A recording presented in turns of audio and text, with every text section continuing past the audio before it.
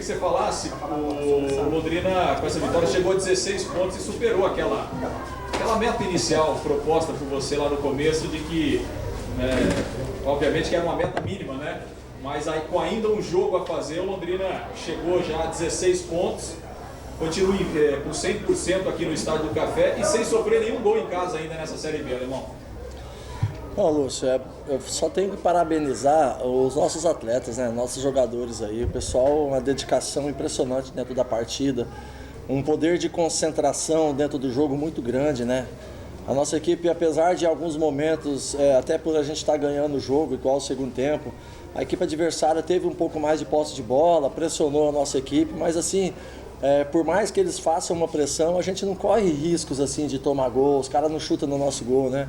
Isso é um posicionamento tático muito importante deles, é uma disciplina tática e uma entrega na partida muito grande, então eu só tenho que parabenizar esses meninos, esses atletas aí, esses jogadores que têm feito o máximo de cada um e feito com perfeição, né? Até esse momento do campeonato. Olha, bom, inclusive a meta foi batida agora com os 16 pontos, mais uma partida, aí tem a Ponte Preta, mas eu queria que você avaliasse também, além desse cumprimento de meta que vocês estabeleceram, a entrada, a volta do Dagoberto no time, né, que surpreendeu a todos aí com uma lesão ali no quadril, desgaste no quadril, e voltou a tempo aí para encerrar a participação antes dessa parada da Copa América. Esse objetivo aí da gente fazer pelo menos 50% dos pontos nesses 8 jogos, né, que daria 12 pontos, né, que seria os 50%, que acho que 50% hoje a gente estaria muito próximo da zona de classificação. Então a meta era essa daí. Hoje, se eu não me engano, nós estamos batendo quase na casa dos 70% de aproveitamento, talvez um pouco mais, talvez um pouco menos. E esses 70% aí nos dá uma segurança muito grande, porque a gente está na parte de cima do campeonato, na parte de cima da tabela. A gente sabe do tanto que tem de campeonato pela frente ainda, muitos jogos dificílimos, igual foi o de hoje, igual foi o do Vila, igual foi o do Sport e todos os outros jogos, né, difíceis. E a nossa equipe tem se postado muito bem, com muita segurança. Isso é que nos dá uma certa confiança e tranquilidade para que a gente possa sonhar alto, né, buscar sempre um crescimento. Sobre esse posicionamento que a equipe teve mais defensivo na partida, Alemão, é algo que te preocupa pensando nos próximos jogos, tendo em vista que outras equipes têm um poder mais ofensivo do que o time do Cuiabá? Rafael, dos jogos que eu assisti, uma das equipes com mais força ofensiva é o Cuiabá. Hoje ele estava desfalcado, tinha alguns jogadores que não estavam dentro da equipe, né? Nós tivemos até uns 15, 20 minutos um bom domínio do jogo. Aí depois nossa equipe ficou muito espaçada, o ataque do meio e da defesa, né? Principalmente o Igor Leite, ele se aproximou demais do Safira, do Anderson e do Marcelinho, e ficou um espaço muito grande nesse meio e a gente não estava conseguindo trabalhar a bola. Isso levou a gente a fazer muitas ligações diretas, muitos chutões, e a gente precisava ter um pouquinho mais de posse de bola. Tentei consertar isso no intervalo, mas a equipe do Cuiabá, por se tratar de uma equipe que está brigando também pela parte de cima, hoje com essa nossa vitória nós acabamos deixando eles um pouquinho para trás, mas se eles ganham, eles iam a 11 pontos, ele aproximava da gente. E a gente voltou para o segundo tempo novamente tomando uma pressão e pior, não estava conseguindo ficar com a bola. Então por isso que eu optei pelas duas mudanças. A entrada do Caculé e a entrada do Dagoberto foi exatamente para que a gente ficasse um pouquinho mais com a bola. Demorou uns 5 minutos para eles entrarem no jogo, mas depois que eles entraram no jogo, né, acabou, nós conseguimos controlar bem o jogo novamente, ficamos com a bola, criamos várias oportunidades de contra-ataques. E no final também, que eles acabaram dando um pouquinho de pressão. Mas se você for pegar a posse de bola dos 15 do segundo tempo até o final, ela foi igual, né? E do primeiro tempo, né? Até o primeiro tempo quase inteiro ele foi mais ou menos igual, acho que com um pouquinho de superioridade com o Cuiabá. Mas acredito que as chances de gol e de contra-ataque foi maiores nossa, né? E acabamos sendo felizes mais uma vez com a vitória, né? Eu queria que você comentasse um pouquinho sobre o Safira, que fez os 2 gols das vitórias dos 2 últimos jogos, né?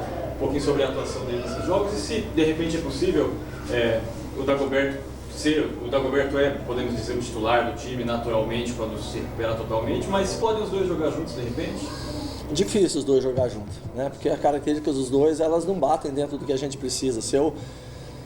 Se eu colocar o Safira de meia, ele não vai saber jogar. Se eu colocar o Dagoberto de meia, ele não vai ter força para marcar, né? Então a gente vai perder em força de marcação, principalmente, não de qualidade ofensiva, né?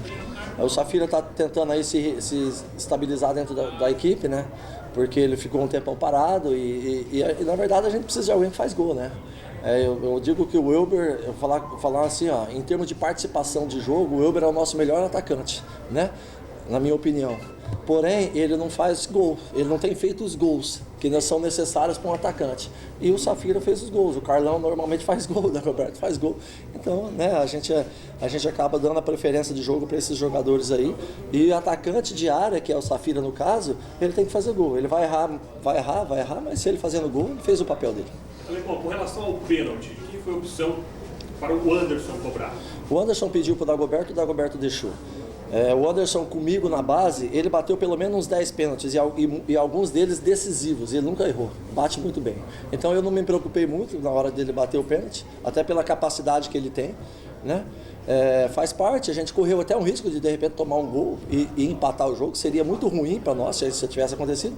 Mas Deus está nos abençoando muito aí, mais uma vez nos segurou essa vitória. O senhor até comentando com alguns torcedores, essa troca aí de colocar o Dagoberto e o Caculé, né, estando 1-0, estando vencendo o time, eles até comentaram, estranho, né, porque até poderia dar uma retrancada no time, colocar alguém mais na defesa, já que estava ganhando por 1-0, mas não, o alemão, mais uma vez, optou por atacar. Carol, se a gente, na hora que eles entraram, nosso time não melhorou, entendeu? Se eu boto outro volante para marcar, se eu boto um zagueiro para marcar, o que eu vou fazer? Eu vou trazer o time do Cuiabá para cima do meu gol, entendeu? Não. E com isso nós vamos correr muito mais risco. E quando você troca uma situação igual eu troquei, o Caculé pelo Igor e o Dagoberto pelo Safira, porque são jogadores que ficam mais com a bola, tem uma cadência de jogo maior, só que no campo do adversário. E aí a gente não corre risco perto do nosso gol. E realmente o time melhorou muito e graças a Deus deu certo, né, a mudança. O que eu pensei realmente, graças a Deus, deu certo. E a torcida? Melhor público. Bacana, né? Espetacular a torcida. Em alguns momentos que sentiu que o time estava precisando, ela apoiou, começou a gritar, né? Ergueu o time, né? É isso, eu vou ter que falar desde o começo. Se Deus quiser, nós podemos subir. Sem eles, a gente não vai subir. Com eles, a gente tem uma grande chance de subir. Alemão, quer mandar uma? Sobre essa função de ataque ainda, Alemão, você sente uma pressão muito grande em cima do Anderson Oliveira e do Marcelinho para estar servindo o centroavante ou, enfim, aquele jogador que tem que fazer o gol? Porque muitas bolas eles têm...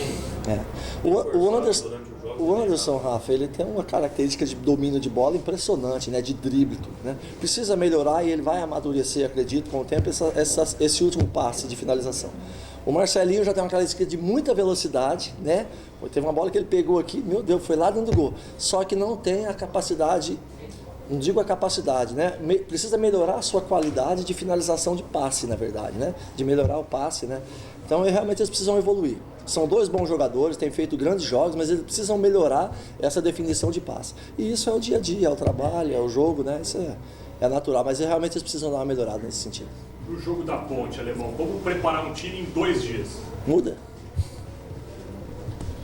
Tenho 2 dias para mudar o time e ir para o jogo forte.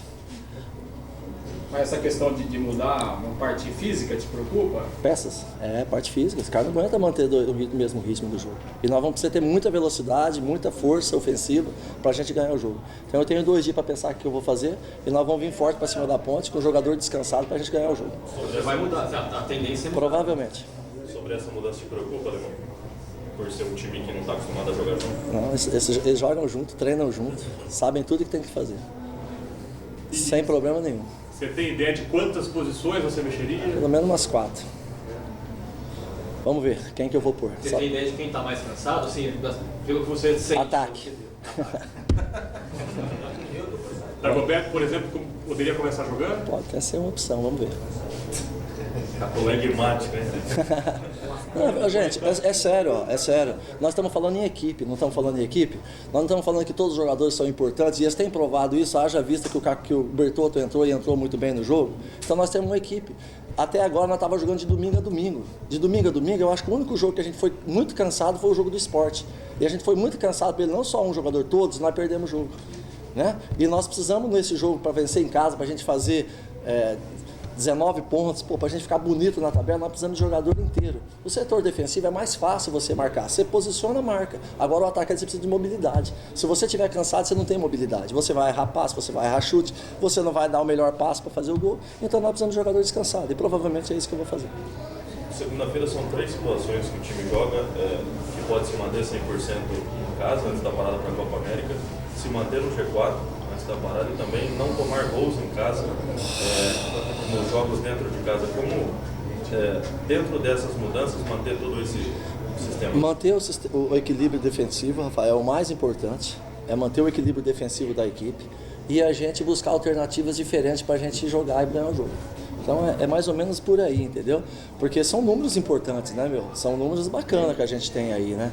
Então a gente tem que aproveitar esse momento, valorizar e, mais uma vez, o todo nosso, o todo do Londrina Esporte Clube, o todo da torcida, o todo da cidade, o todo dos patrocinadores que estão chegando, né? A cidade realmente, pô, você disputar uma primeira divisão, você ter grandes equipes aqui, não tem preço que pague isso, né? Então a gente realmente tem que aproveitar esse momento e unir forças, né? E aproveitar todos os jogadores que nós temos para a gente fazer grandes jogos, né? E manter essa invencibilidade fora, dentro de casa, manter não tomar gol e tudo mais que possível.